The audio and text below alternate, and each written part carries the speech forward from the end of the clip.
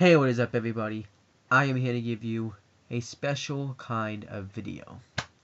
Because as you know, TLC, which stands for Tables, Ladders, and Chairs, because WWE, Tables, Ladders, and Chairs, TLC, is just around the corner. It's coming out on December 14th, I believe it is, 2014. And, I'm excited for it. And I can't wait. And in 2012, I did a series review of Tables, Ladders, and Chairs. I did every single Tables, Ladders, and Chairs review. Starting, and some of them are on this channel, so some of them aren't. Starting with 2009, I did the 2009 Tables, Ladders, and Chairs review. I did 2010. I did a predictions and review series. I did the predictions and review of Tables, Ladders, and Chairs 2012. And I did a review on the CM Brothers channel, because you can always find that on the CM Brothers channel. I did a review of TLC 2013. And that was good stuff. But I was not able to do the TLC 2011 review because I couldn't find it on YouTube anywhere. I couldn't find these matches anywhere. But this is the beauty part of having the WWE Network, because I can find this stuff now. And I watched it today. I just literally finished watching it like 2 minutes ago, and I'm going to give you the review for it. And every match I'll give you like the build up and how it came to be. TLC I don't really think is a bad pay-per-view. I really don't mind them. It's a pay-per-view that works. Like normally, like it's a gimmick pay-per-view. You know, they just throw the gimmick, but it works better. Hell in a Cell pay-per-view does not work for me. They need to get rid of that pay-per-view, and they're not going to anytime soon. That ruined the Hell in a Cell match for me. I think this one works because you don't just get the TLC match. You get a table match, chairs match, and a ladder match. So you at least get all of those three. And I think that's awesome. So I think this is a pay-per-view that works. So let's get right to the matches. So this is WWE TLC 2011.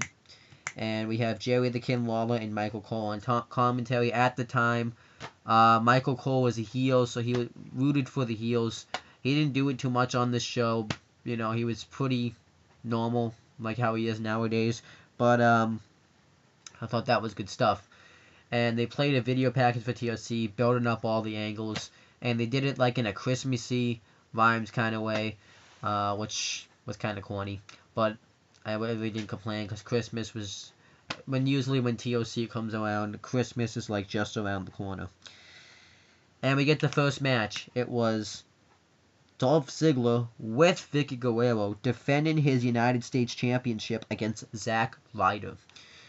And this feud was, the build-up started, I guess you could say, when Zack Ryder launched out his new YouTube account, because Zack Ryder was going nowhere. He was pretty much a jobber. He was losing. You very rarely ever saw him on the show. You would mainly see him on WWE Superstars or something like that. And he was always losing. He was pretty much a jobber. And he realized that I don't think he was going to go anywhere. He probably would have been released by now. And he started his own YouTube channel called The True Long Island IC. And I never really watched it because I could never, well, I could find it, but I don't know, I just never watched it. I regret that I did that. And I thought it was good, but I heard it was good. I think I watched a couple episodes. It was good. And he made himself a star, you know. Everyone wanted to buy his t-shirts. Zack Ryder was awesome. Everyone rooted for Zack Ryder. And, I mean, even when The Rock would come out and cut a promo, they cheered for Zack Ryder. So that's same time. If The Rock's out there cutting a promo, that proves how big Zack Ryder is. And he had several victories over Dolph Ziggler if there were non-title matches, and he felt like he was being robbed out of his United States Championship match. Everyone wanted him to get a shot, and to prove that, on Twitter, I remember this too, he posted a petition to have people go on Twitter and sign so he can get a United States Championship match. And that's the reason actually I got a Twitter, so I can get him to, because I wanted him to get this title shot. That's the reason I even signed up for Twitter. So yeah, that's like a cheap plug. Follow me on Twitter, because Zack Ryder pretty much is the reason I have a Twitter right now. I probably would have gotten one anyways, but that's the reason in the first place I had signed up for Twitter. And what else do I have to say here? Yeah, but he finally got the shot, and this is it right here. This is his shot at the United States Championship. Everyone's rooting for him, and his dad's out in the crowd, and it's really good stuff. So let's get into it. This was actually a pretty good match. Zack Ryder did a flip over the top rope, which was good. Ziggler ended up hitting a DDT on the apron, and Dolph Ziggler hit his several elbows that he used to like to hit, and since he's called the show off, he showed off a lot during this match, doing sit-ups during the match. I thought that was awesome. Then, Zack Ryder makes a little bit of a comeback, and he does the broski boot, which I forgot he had this move, because I never see him use it anymore. And when he went to go for the cover, Vicky Guerrero put his foot on the ropes, so she got caught, and the referee throws her out of the match, and obviously they're pissed about that. And then they're just both going for roll-ups. Dolph Ziggler tried to get a roll-up in by holding the ropes, but Zack Ryder still kicked out, which showed how strong he was. Then what else happened? Dolph Ziggler went for the Famouser the first time, because Ryder counted into a roll-up and that Ziggler kicked out of, and then he hit it, and Zack Ryder kicked out of it. Then Zack Ryder hit a Hurricanrana off the top rope, which Dolph Ziggler kicked out of again, and then eventually Dolph Ziggler tries to splash him in the corner. Ryder counters with the knees and hits the Rough Rider for the win and becomes the new United States Champion, and it was an awesome moment for Zack Ryder. This was a good moment. He made himself into this moment. If he never made that YouTube account, this moment would have never happened. So I thought this was awesome for him to finally to finally win that United States Championship. But I do have a negative. Look where he is now. He's a jobber. He actually is injured right now, but I'm not even going to remember right now that he's injured. He pretty much went on to become a jobber, and it was sad. He could have at least been a good mid-carder for the WWE. He really wasn't a bad wrestler. He was actually a pretty good wrestler, so it's kind of sad where Zack Ryder turned out. Dolph Ziggler, not so much. Yeah, he had a little bit of a downward spiral this year. I've talked about this before, but he at least is getting somewhere. I mean, he was just the sole survivor in the Survivor Series match this year, so that's saying something. At least he went somewhere. And Booker T and Alicia Fox were backstage, and he was scheduled to have a match with Cody Rhodes, and he's talking about how great he's feeling, and then he gets attacked by Cody Rhodes.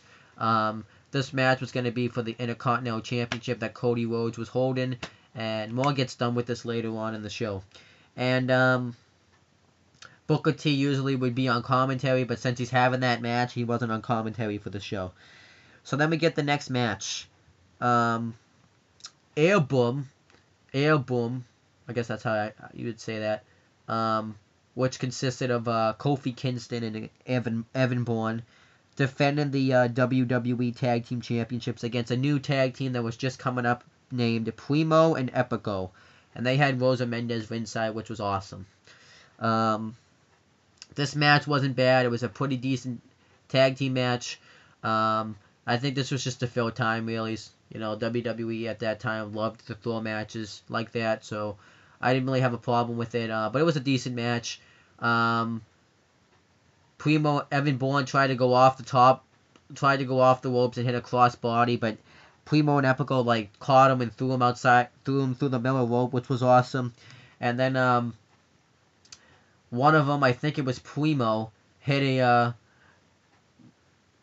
hit a triple back suplex on Evan Bourne, which he kicked out of, and that was awesome.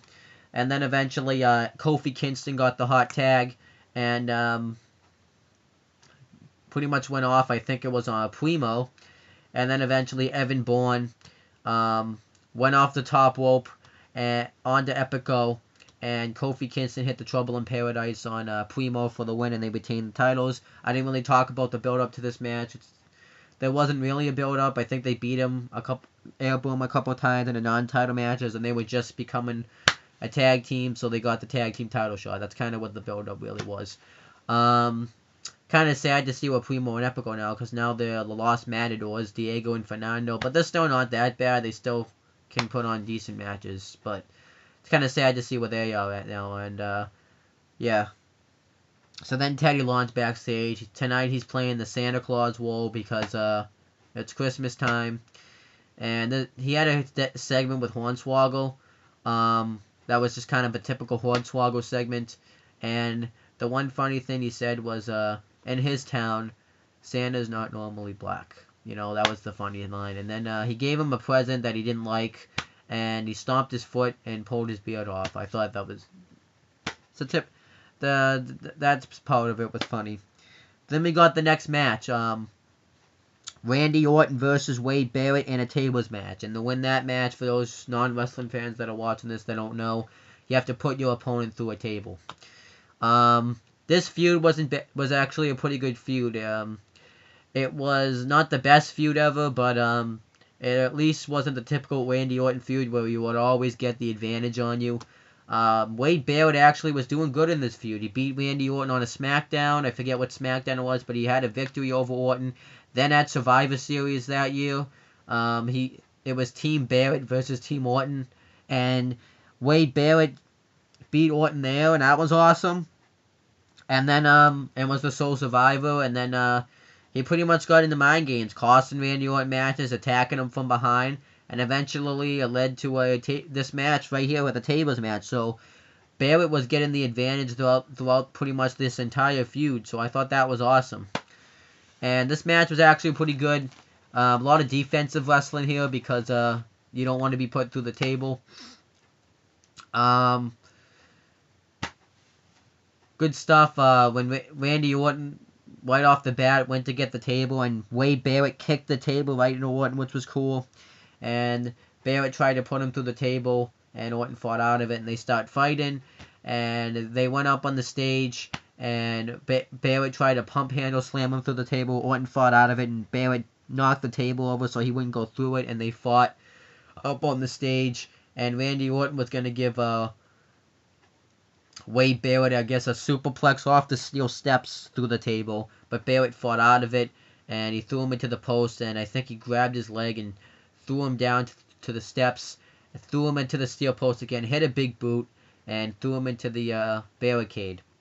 And that was good stuff. And Wade Barrett was going to put him through the table, but he didn't get the job done.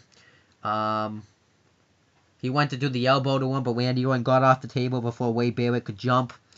And then Wade Barrett was just continued dominated Orton. He went to hit a big boot while Orton was in the ropes and to put him through the table. But Orton's leg caught the rope and his hand was on the table, so he didn't go through it. He landed on the apron. And then Orton started doing his comeback, and he went for the DDT. And, you know, the Orton DDT that he normally does through the ropes. And Barrett fought out of it. And they started brawling on the apron. And it was very intense because one of them could have fallen off and gone through the table. And it didn't happen.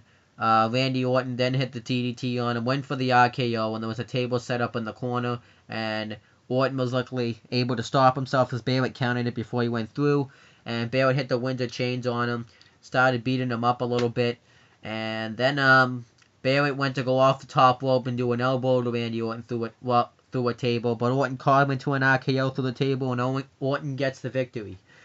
And I didn't really have a problem with Randy Orton going over because Barrett was getting the advantage on Orton the entire feud pretty much. So it kind of would have made Orton look weak if Barrett won here. So I really don't have a complaint about that. Because the feud did continue afterwards. I'm not really going to talk about how it continued. Then the Bella twins, which is Nikki Bella and Brie Bella, were backstage with Teddy Long. And they talk about how they one of them should at least get a present, and the other should get cold because one's good and the other's not. And Brie said that Nikki's bad, has been bad, is bad, and Brie's good, which I thought was hilarious because that's how it is nowadays. Nikki's the heel, and Brie Bella's the face. Well, at least I think so.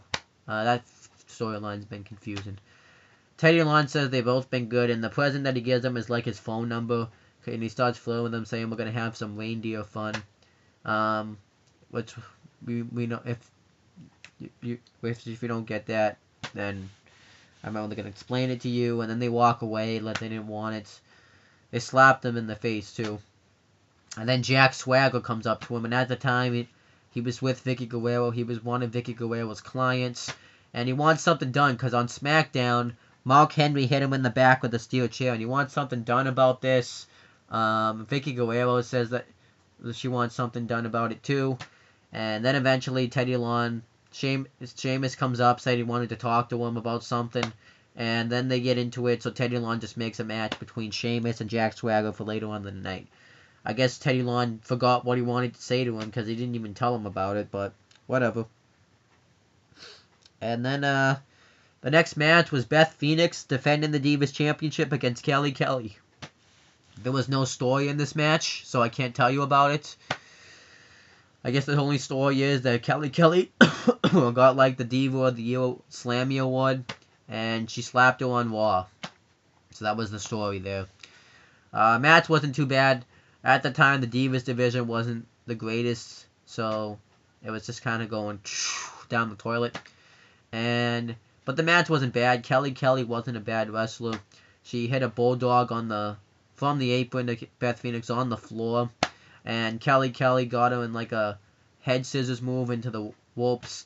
But then eventually Beth Phoenix, I think, pretty much dominated the entire match, and Kelly Kelly would have like flurries here and there doing bulldogs and stuff, but Beth Phoenix pretty much dominated the match afterwards and hit a face-first powerbomb for the win and retained the title. No complaints there. Could have led to something big for Beth Phoenix at WrestleMania, which I don't even think she made WrestleMania that year, but I could be wrong. And Alberto Del Rio and Ricardo Rodriguez are backstage. I was never really a huge fan of Del Rio. I didn't mind him in 2011. He seemed okay. But then, I don't know, because he's not even with the company anymore, but I just never really was a huge fan of Del Rio. He was always kind of, there for me. I didn't mind him as a babyface. It was decent stuff. I liked the stuff when he was feuding with Jack Swagger, but I never really was a huge fan of Alberto Del Rio. Just never was, never will be probably. Anyhow, though, he makes Ricardo Rodriguez get him food because he's kind of like his slave pretty much, because he's his personal ring announcer. And The Miz comes up to him, and they say that they were only working together to take CM Punk out of the equation because he was the WWE champion at the time, and they were going to have a triple threat match for the title. And Del Rio says that they may work together tonight Miz says they may work together just to get Punk out of the equation, and Del Rio says he used Miz, that he's nothing to him, and stuff like that, yada yada yada. And then The Miz says that he went on to WrestleMania this year and defended the WWE Championship and retained it. And you went on to the first match of WrestleMania and lost. So I thought that was good. And then Del Rio says that he couldn't even beat up Ricardo Rodriguez, and Ricardo Rodriguez comes up with a feud and Miz just throws it in his face. And then Del Rio shoves him afterwards. I thought that was funny. It was decent stuff. And Booker T afterwards comes out to have the match with Cody Rhodes, but then he gets attacked by Cody Rhodes again. I didn't think that was that. I thought that was decent stuff. It made Cody Rhodes look really strong. Then we got Kevin Nash versus Triple H in a sledgehammer ladder match.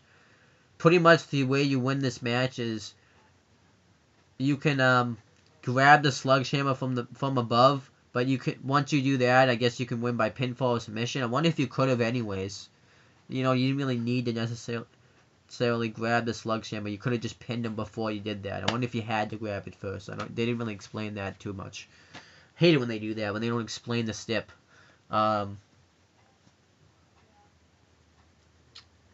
So what happens here, the build-up was, technically they were friends for years. They had a feud before when they had Hell in a Cell matches, you know. But in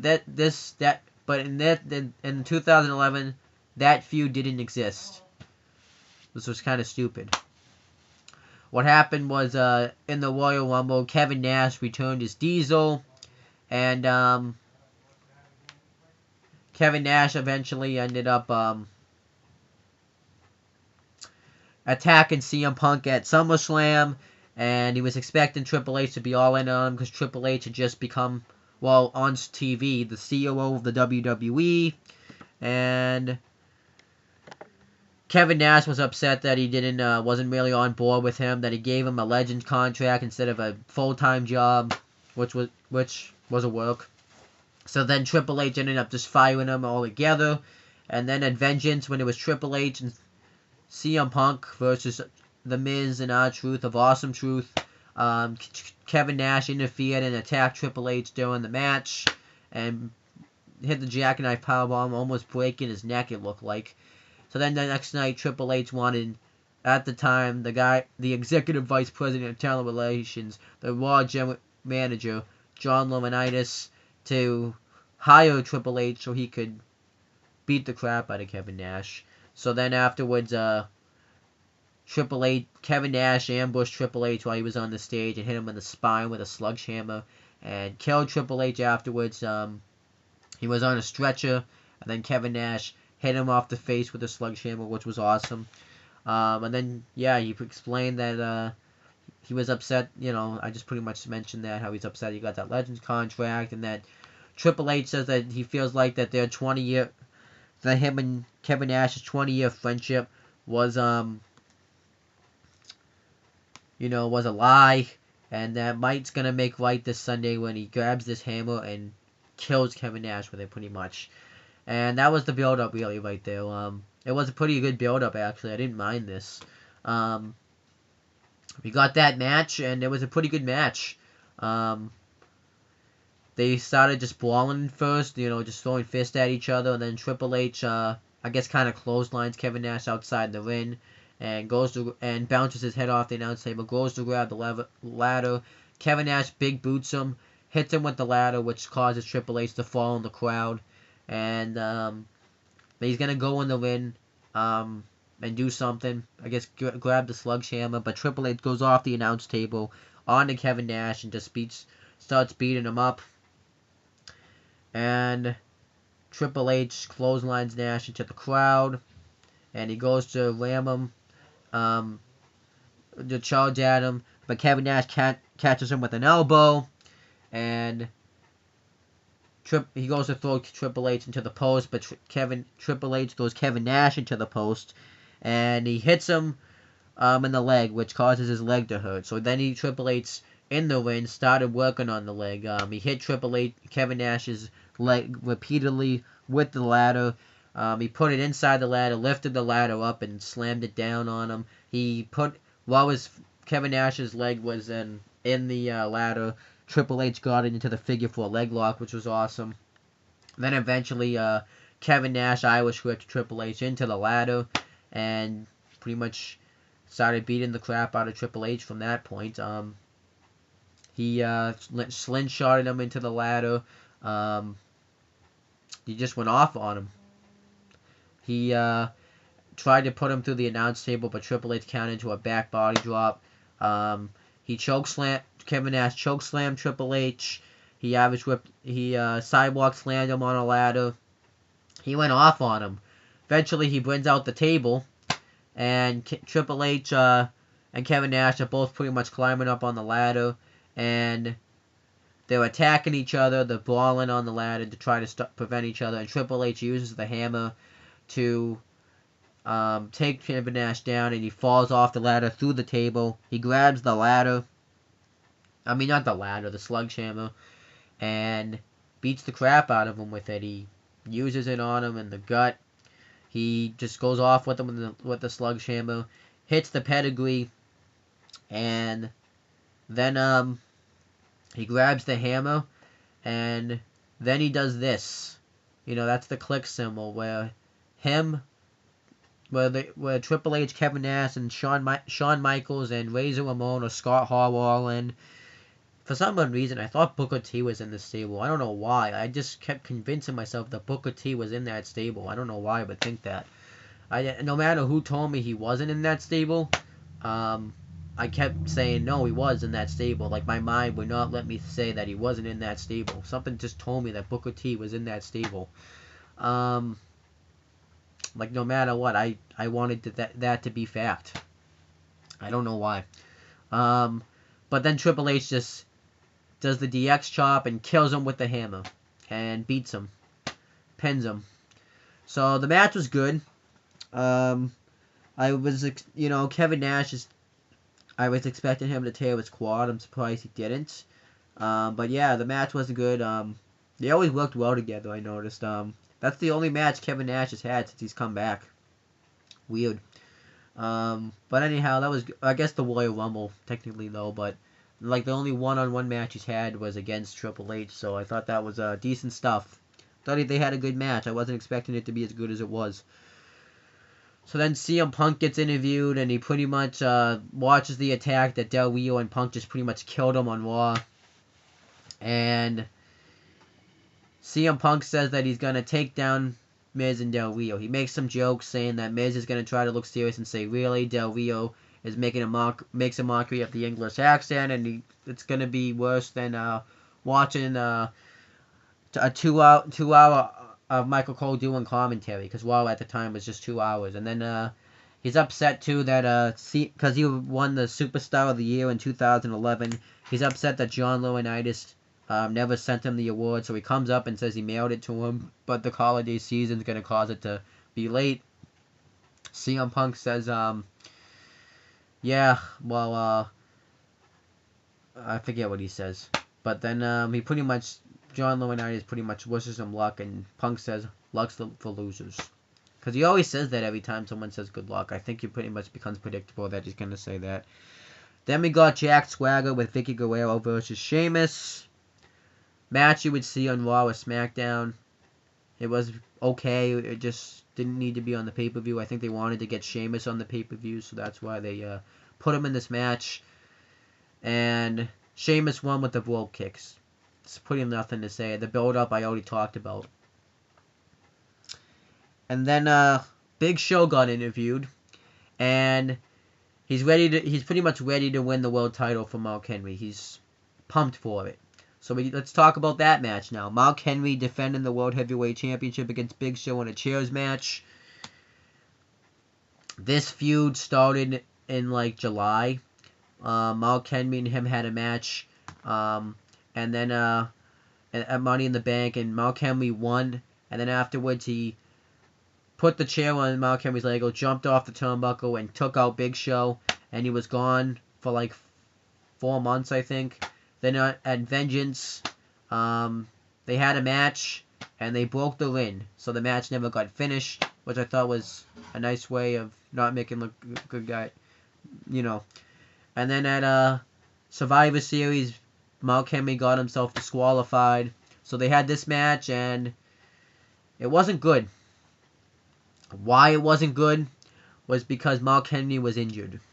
Because Big Show at Survivor Series did the same thing that Mark Henry did to him at Money in the Bank, and he legit got injured. And I don't know if it was from that, but he got injured from something else. So they had to cut the match short since Mark Henry was injured.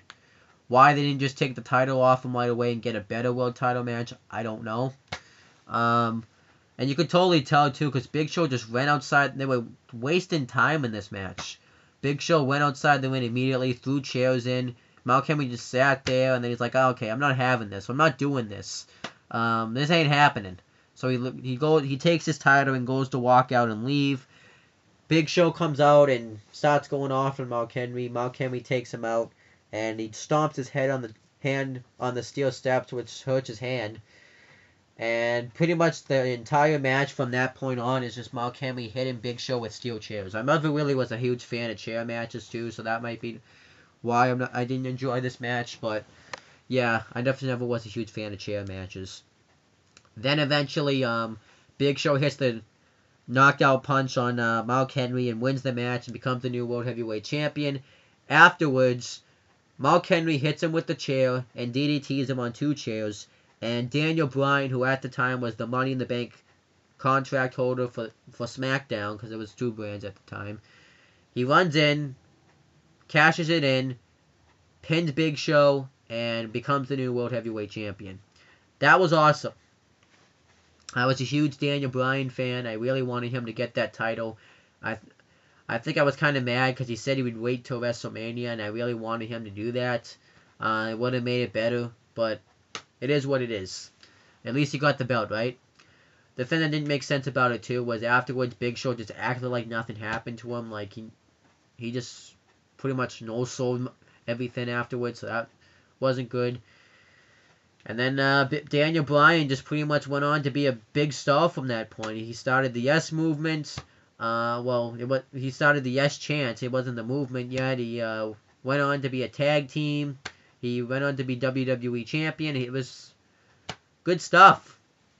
And I thought it was good. Daniel Bryan, I always been a Daniel Bryan fan, so I was happy to see Daniel Bryan finally get that world title. I didn't really like either, though, how when he was the Money in the Bank contract holder, he always lost. And that's what happened all the time when the Money in the Bank contract holders get the briefcase. They always lose. So, yeah, but I pretty much didn't like that. But at least he got the title, I guess. So then Booker T got interviewed, and Josh Matthews says, you don't have to go out there, you've proven everything to everybody, but Booker T says it's not about that, he just wants to finish this fight with Cody Rhodes. And we get that match, it's Cody Rhodes defending the Intercontinental Championship against Booker T. The feud pretty much started when they said, I remember it too, it's just, I don't remember exactly how it started, but Booker T would always trash Cody Rhodes on commentary during his matches. So finally, after one of Cody Rhodes' matches, he threw water in his face, and this pissed Booker T off. And then normally before the shows, they show the people coming out for the what's it called? You know, the commentators coming out for the show, and Booker T came up. Eventually, Booker T came out. And when Booker T was coming out, Cody Rhodes had attacked him. And then Cody Rhodes had a match against someone later on in the night, and Booker T got revenge and attacked him. And that led to this match. Booker T challenged him to this match, and Cody Rhodes accepted. Well, I don't know if it was vice versa. It was one of those things. And this was good stuff. Booker T, and then the 2 attacks happened too. But Booker T, it was cool to see him wrestle again. I hadn't seen him wrestle since because I didn't watch TNA, so I know he'd wrestled there, but I didn't watch that. I think when he wrestled, I don't even remember, but I remember in 2007 before then. And he pretty much kind of, beat the crap out of Cody Rhodes. He hit him with a kick, that big kick that he likes to do. Eventually, Cody Rhodes took control, and it was a pretty good match. Eventually, Booker T started to make a comeback. He hit a spine buster on him, and he started to get riled up. He did the spinner Rooney, but then he starts acting all injured. Because he was injured from the attacks, and he was all hurt after this. He was messed up. He was all dazed, and Cody Rhodes hit the disaster kick the first time. Booker T kicked out of it, which was awesome. It got the crowd going. And then Cody Rhodes did it again, and Booker T lost, and Cody Rhodes retained the title, and I thought that was awesome. I thought Cody Rhodes would have been a world champion by now, but he's not, but he's still doing relevant stuff, so I'm happy about that. Then we get the main event. We get CM Punk defending the WWE Championship against Alberto Del Rio, who had Ricardo Rodriguez ringside with him, and The Miz. This match was good. Not my favorite TLC match ever, but it was a good TLC match. In the beginning, Del Rio and Miz are working together, and they take out Punk. And Del Rio and Miz are like going up on to get a ladder, and they're like watching each other as they're doing it. And Del Rio instead gets a chair, and he goes off with Miz on it, and then Del Rio dives on, and then Punk dives on Del Rio. And him and Miz start brawling. He was gonna suplex him through the table, but no, that wasn't it. It was Punk and Del Rio started brawling. He was gonna suplex Del Rio through the table, but he hit it. But Del Rio got out of it. Del Rio tried to German suplex Punk through the table, but Punk got out of it and hit a swinging neck breaker on Del Rio. And before that, Miz had hit Del Rio with chairs, was hitting Punk with chairs and going off on Punk, and Del Rio slingshot, and Miz slingshotted Del Rio into a ladder. And then eventually, Punk set up Miz on the barricade, and he had his knee, and he put his knee in a chair. This was awesome right here. And Punk went up and off the chair and hit a knee onto Miz, and he went into the crowd. That was awesome. And then CM Punk went to do a bulldog to Miz, and Miz counted into a back suplex into the chair, which was awesome too. And then Miz and Punk tried to grab his title, and Ricardo Rodriguez came in and handcuffed CM Punk into the on the ladder, and it was awesome. That was innovative. I've never seen something like that before. And then Del Rio kicked Punk in the face and tried to grab the title, but Punk couldn't get to him, so he kicked the ladder out and took out Del Rio. And it was just down to Punk and Miz, and they went at it, and Punk tried to superplex Miz through the table on the outside, but Del Rio came in and hit an Instagiri on Punk, and he went through the table, and Miz fell too. And then Del Rio just went ham. He started just taking out everybody. He threw Miz across the table, hit him with a chair, threw a ladder in his face, and did the cross arm breaker while Miz was in the ladder. Well, while his arm was in the ladder, and then he went to Punk, and he put a chair on his stomach and hit him with the chair while it was on his stomach, and did that twice, and then he did the cross arm breaker to Punk while his arm was in the chair, and I thought that was awesome. And then Del Rio tried to climb the ladder, and then Punk and Miz dumped the ladder on, and Del Rio fell, and and his balls went right into the ropes. That was awesome. And then they started fighting. And then Miz handcuffed Punk into the turnbuckle. So they knocked each other down with clotheslines first, and then Ricardo Rodriguez tried to climb the ladder, and then Punk dumped Ricardo Rodriguez off the ladder, tipped the ladder over, and he went right through the table. That was awesome. And then Miz handcuffed Punk to the turnbuckle, and Miz was teasing him, and Punk couldn't punch him because he was handcuffed. And then his leg, and then he kicked Miz right in the head and knocked him out. That was awesome. But then Punk can't get his title because he's handcuffed. So he takes off the turnbuckle. It was like the second turnbuckle, and he starts unscrewing like the turnbuckle tool that keeps it there. And Miz and Del Rio are climbing ladders trying to get the title as this is happening. And Punk gets the title, gets the turnbuckle unscrewed, and they fight. They're all fighting on the ladder, which made this match better. And then Punk knocks Miz off the ladder. He gives Del Rio a high kick off the ladder, and then Miz pulls him down off the ladder, tries to grab the title, but then Punk pulls Miz down, hits a go to sleep, grabs the title, and gets the win. I forgot to talk about the build-up, but there was no build-up really to this match. It was just a match. But this was a good triple threat TLC match. I believe it was the first and only one ever, so I thought that was awesome. And, yeah, it was good stuff. And that was the end of the show. Now there is no Del Rio because he got released, and there's no Punk because he walked out, so the only one that's really relevant in this match right now, I mean, wrestling-wise anyways, is The Miz. Kind of strange. But I thought this was overall a good pay-per-view. Looking back on it, probably not right now. Like, I still like it, but not as much as I did then, obviously, because of where everybody went. Zack Ryder went nowhere really from that point. Punk's gone. Del Rio's gone, which doesn't really. I'm not really mad he's gone, but this was a good pay per view. Match of the night for me was probably the Triple H Kevin Nash match. That was a good match. And there's no Beth Phoenix either. Actually, I forgot to mention. And Kelly, they're not even in the company anymore. Can you imagine if they were in the company nowadays? And there's no Evan Bourne. He got released. And Kofi Kingston pretty much has gone nowhere. Kind of. Well, he might go somewhere. He might. But I'm not going to talk about that right now.